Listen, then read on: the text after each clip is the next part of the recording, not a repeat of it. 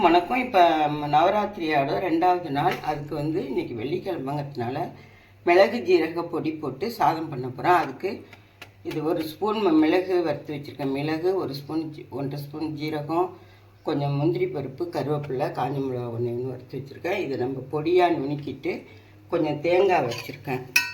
இந்த தேங்காயும் அதில் போட்டு நம்ம சாதம் கிளற வேண்டியதான். உப்பு போட்டு சாதம் கிளறி சாமிக்கு படைக்க வேண்டியது தான்.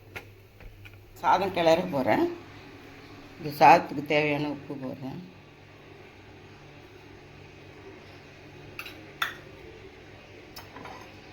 தேங்காய் வறுத்து போட்டுக்கலாம்.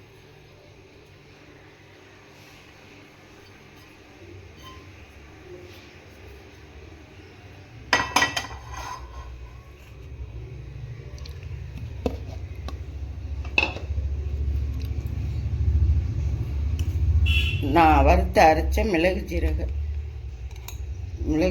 பொடி.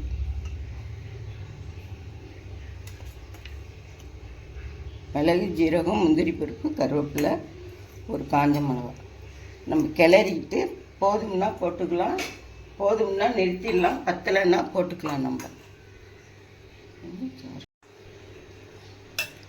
இது கொஞ்சம் நல்லெண்ணெய் ஊற்றிக்கலாம். நல்லெண்ணெய் ஊற்றினாலும் நல்லாயிருக்கும்.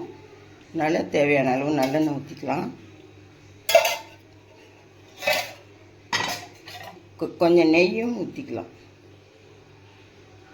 வாசனையாக இருக்கும். அம்மனுக்கு நம்ம படைக்கிறது. இன்றைக்கி ராஜராஜேஸ்வரி அம்மன் 2வது நாள்.